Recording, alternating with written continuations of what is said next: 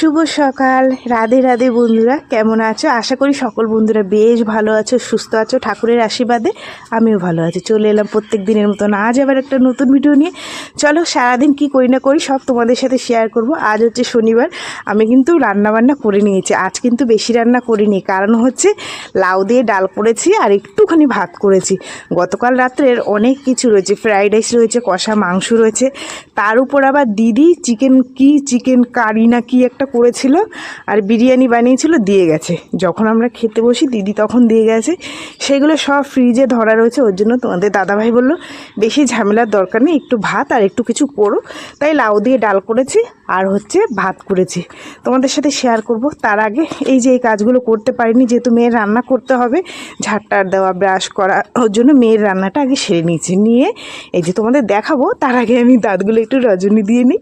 সকাল হয়ে যে বুঝতেই পারছো, আমার সুন্দর সুন্দর দাঁতগুলো একটু রজনী না দিলে হবে না। তো চুলটুলও এখনও আঁচড়াতে পারিনি। ব্রাশ নিয়ে নিয়েছি হাতে, নিয়ে এই যে ব্রাশ করা কমপ্লিট। চলো মুখটা ধুয়ে নিই সুন্দর করে, ধুয়ে টুয়ে। চা খাওয়া হয়নি জানো তো, চায়ের নেশা লেগে গেছে। তোমাদের দাদাভাইকে বললাম যে কী গো, তুমি চাটা খাবা না? বলছে না আমি খাবো না, তুমি খেয়ে নাও। যাই হোক, চলো আমার তো খেতেই হবে চা।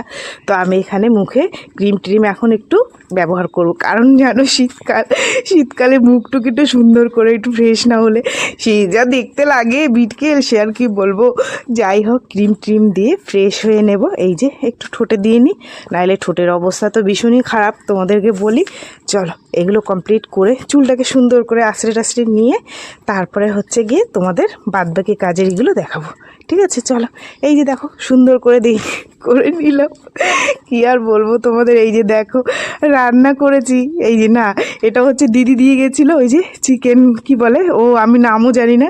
তো ওটা গরম করেছি আর ডাল করেছি, আর এই যে একটুখানি ভাত করেছি মেয়ের জন্য। দাঁড়াও তোমাদের দেখা, ফ্রাইড রাইস রয়েছে কতটা, এই যে দেখেছো এতটা ফ্রাইড রাইস রয়েছে। তবে মেয়েকে দুটোই দেব, যদি ফ্রাইড রাইসটা শীতকাল অত নষ্ট হবে না, কিন্তু তবুও বলা যায় না, কাজের জিনিস তো কাজে থাকবে, নষ্ট হয়ে গেলে যদি খেতে না পারে। সেজন্য ভাতও দিয়েছি, একটা ফ্রাইড রাইসও দিয়েছি, আর ওই চিকেনের ওইটা দিলাম, আমি নাম জানি না, সরি গো। হ্যাঁ ঠিক আছে, তো যাই হোক ওইটা দিলাম, দিয়ে সুন্দর করে যে ঢাকা দিয়ে রেখে দিলাম। মেয়ে তো এখন যাবে না, ওরটা গুছিয়ে রেখে দিলাম। এই যে আমার বৌদি মাঠে চাষ করেছে, দেখো না মাটি রয়েছে গোড়ায়, বেতে শাক আর শালগম, এটা দিয়ে একটা তরকারি বেশ সুন্দর হয়ে যাবে। তো সব কিছু গুছিয়ে গাছিয়ে রেখে স্নান টান করে পুজো দিয়ে নিলাম। এই যে এখন দুটো খেতে বসে পড়েছি, তো ভাত খাবো, তোমাদের দাদাভাইকেও দেবো, তোমাদের দাদাভাইও কাজ দিয়ে এসছে, ঠিক আছে? চলো এই যে গরম গরম ভাত বেড়ে নিলাম। চলো এইবার তোমাদের দাদাভাইকে দেবো। আজকে তো তেমন কিছু রান্না করিনি, ওই যে লাউ আছে আর ফ্রিজের মধ্যে মাংস আছে গতকালকে, ওইটাই গরম করে, ঠিক আছে? চলো ওইটা তোমাদের দাদাভাইকে দিয়ে এখন বাজে গিয়ে তোমার 7:30। আর মেয়ে এসে স্নান করেছে, করে বলছে মা খিদে পেয়েছে কিছু দাও। তো তোমার মেয়ের জন্য আমি দেখো না এই সিঙ্গারা নিয়ে এসে মেয়েকে দিলাম, আর মেয়েকে একটু আদর করলাম, আর ছোটো মেয়ের মুখটার দিকে তাকালাম, বলছি দেখ তোর কি রাগ হচ্ছে? বলছি কেন রাগ হবে আমার? তাই ছোটো মেয়ের সামনে বড় মেয়েকে একটু আদর করলাম, মুখে একটু দেখালাম।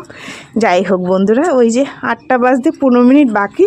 এই যে আমার বরের বেগুন পোড়া প্রিয়, তো ওই বেগুন পোড়া করা হবে। আর এই যে সারাদিন পর শুয়ে রয়েছে, ক্লান্ত হয়ে গেছে, তো আমি এখন বেগুন পোড়া করেছি।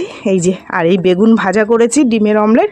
কারণ হচ্ছে তোমাদের দাদাভাই বেগুন পোড়া রুটি খাবে, বড় মেয়ে আর আমি একটু ভাত খাবো। এই দেখো ভাতের মধ্যে বেগুন আর কুমড়ো সিদ্ধ দিয়ে দিয়েছি, আর বেগুন ভাজা ডিম ভাজা মেয়ের জন্য করেছি। চলো সবাইকে খেতে দিয়ে দিই।